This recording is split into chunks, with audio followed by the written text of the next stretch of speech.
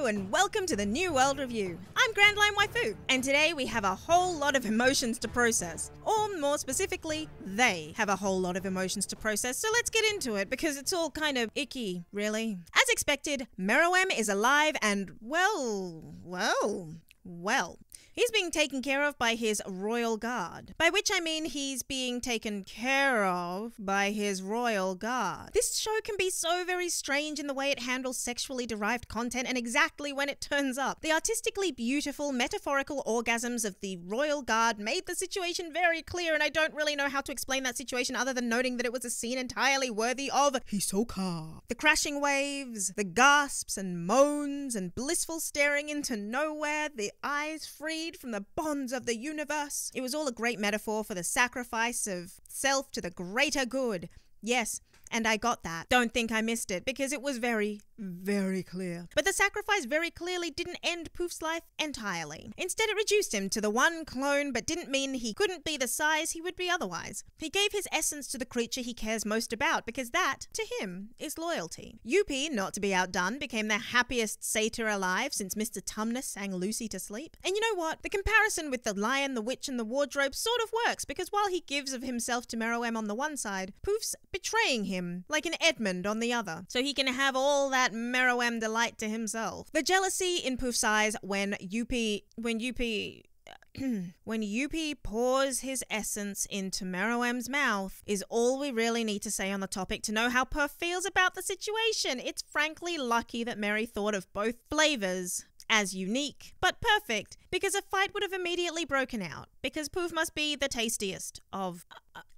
It was interesting, the casual nature of Poof offering himself to the king. At first I thought it was going to be an entire sacrifice, but then it wasn't at all. And I wonder whether Mary will ever want to eat human again. He has yet to have found a human he liked the taste of. Unlike his mother, he has a more refined palate. He only wants to eat, technically his siblings and their children, maybe. So what will that do to his desire to rule the world? The art of this sequence was very focused on the sensations involved in reviving Mary, and while that is powerful, the whole feeding thing was freaking weird, and I feel like maybe a little too much time was spent on the orgasmic, organic nature of it. Given the erotic, historical connotations involved with both fairies and satyrs, I am not surprised that Mary enjoyed the situation. I'm not surprised he didn't remember much of it, and I'm not surprised that this was the reaction they had. I just wasn't expecting to spend my morning watching an animated, metaphorical representation of a threesome, you know? Now that Mary knows that these fluids are the best fluids, and we have seen the plumping of his cells, I'm sorry, I don't know how else to describe these things, and I don't know how to move on. It was most of the episode. Oh, and it was odd to me that when the metaphors came in, they were human cherubs,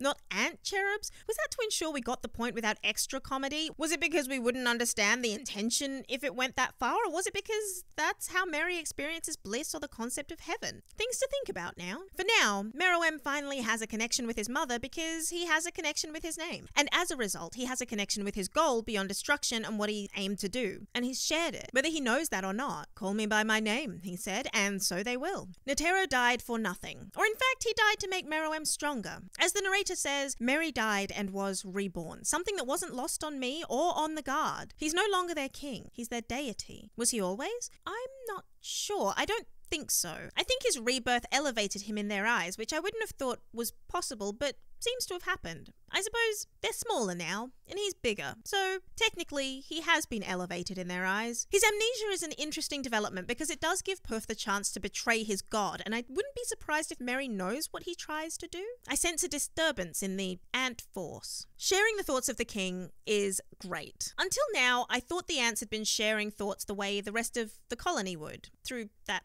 telepathy situation. But Mary being born early may have stood in the way. Now he's been reborn at the right time and will be even more difficult to stop because he's come into his full power as given by his royal guard. It's interesting to me that it's apparently possible to give Nen, and yet humans haven't considered that kind of sacrifice. Another difference between ants and humans? Maybe. The abilities have been shared because he consumed a part of them, and it didn't need to be in its entirety. I don't know, it seems like the sort of thing Killua would do, giving Gon some of his ability, just to do that and be the best. I don't know. Killua would do that though. Killua's the type. The next step is to learn how long Meruem feels confusion. Whether Poof can get to Komugi before Mary does is an interesting prospect. I wouldn't be surprised if it's not the palace Mary is headed toward, but Komugi. The palace has answers, does it? Or does Komugi? Following Pito's healing, could Perf even hurt Komugi? She hasn't opened her eyes fully, and it's interesting because we've never seen her standing in comparison to anyone. And in the previous episode, she seemed taller than I've ever seen her before. She's also being called a woman, hinting at my expectation that she's going to be his queen. She misses him, and she cares for him. If nothing else, it's kind of cute to think that that's where it's all going, even if he just rips her head off when he sees her. Like, that's totally love. You know, some bugs do that, but it's usually the other way around. Maybe she'll rip his head off. Ooh. The Oracle has seen the king, and they now know that the king comes to claim his throne. Or his bride. Who knows?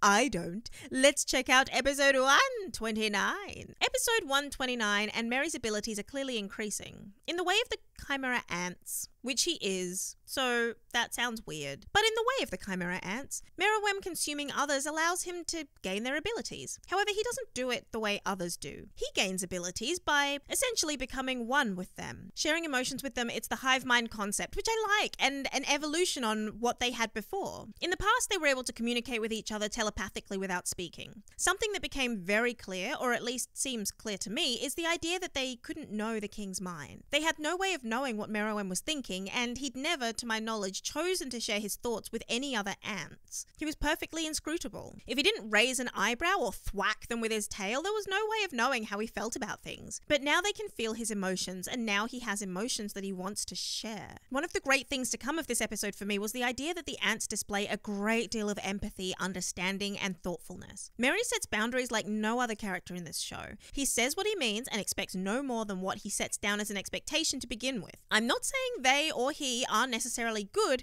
just that they're clear. There's an acceptance of their own failures, an acceptance of consequences that just don't seem to apply to the humans in the series. Or at least that the humans don't seem willing to consider in any deep and meaningful way. When Perf lies to Mary, Meruem stamps that out with a quickness that makes it clear he has expectations of those who share his mind. Meanwhile, Yuppie, considerate of the experiences he's had and the ways in which it's changed him, is closer to Meruem in that understanding. Of the three, Perf is very clearly the one frozen in humanity. Rather than communicating how important her death is to the king, Perf assumes Meruem isn't as intelligent as he is and tries to outsmart him, which in itself could be considered traitorous, you know. What I loved about this episode was how clearly frantic Perf is becoming around making sure Mary doesn't remember Komugi. The idea that Meruem has a duality to him is something that Perf is entirely missing, and the series of lies is going to get him killed, no matter what he does at this point. From what Meruem was saying, I have a strong expectation that he wants to find the part of him that hurts and sacrifice it. The use of the word sacrifice is an interesting one too, because to sacrifice something, you have to appreciate its value. Otherwise, it's butchery, right? We sacrifice sacred things. They come from the same root word, I guess. I think. I didn't look it up, but they have the same sac. So they come from the same root word in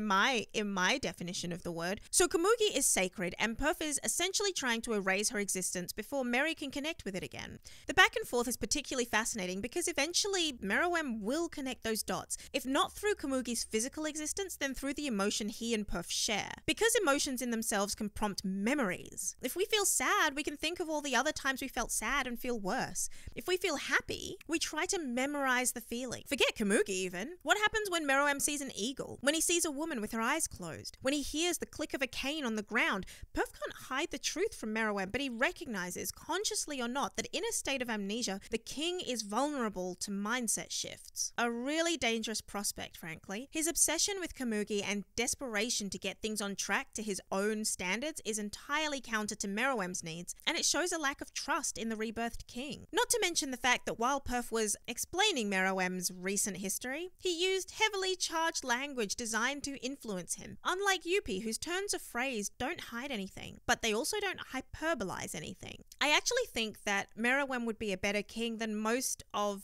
the monarchs in existence now here because of the simplicity with which he handles situations. His willingness to accept emotional instability and traitorousness to a point proves that he expects ants to show the humanity that is a part of them, but to be cognizant of how they're interpreting it. Basically, he offers Perf the chance to come clean, and Perf doesn't take it. I can't see a world in which Perf and Komugi both survive. They're opposite sides of the same coin now. Meanwhile, Killwa's electrical skills are growing by the zap. I love the idea of him as a bug zapper catching a moth, and the proclamation that he can go all night is an interesting one in context of the last episode, and given that he ran out of electricity the first time. His art in all of this is beautiful. In fact, the entire sequence between he, Komugi, and Perf was beautifully visually narrated, because we have Komugi's softened features and closed eyes trying to make sense of the sharpness of the other two. Of course Perf's words would affect her. The only thing she wants is the ruler she trusts. If I heard all that with my eyes closed, I would think I was being taken hostage too. And it's close to the truth after all. There's something wildly beautiful in Perf getting more and more desperate as Meruem reveals that he doesn't care about the palace. It's not about the palace. It never was about the palace. It's Komugi who is important to him, and Perf couldn't have considered it. Nor could he understand Meruem's pain or the task set out by the Ant Queen. Why? Because he doesn't feel love. He's not feeling that love. He's feeling manipulation. He's feeling control or lack of it. He's losing control of the situation, and that is what he's feeling. The whole point is for Meruem to find something to breed with and continue the improvement of their species, and now Perf's getting in the way of that purpose. The king values her. The king values her, the sacrifice. Perf isn't lying. Not about that. She's sacred. He just doesn't know in which way. Just like Kite, who I imagine would be horrified at what Gon has become. But that's not something I know, it's something I want to know. And to know it, I have to watch the next episode. So that's it from me. If you enjoyed this discussion on moralistic tendencies and ant capacity for emotion and etymology and entomology and all of the E words, I guess, click here, here, and here, hit the bell, and I'll see you next time.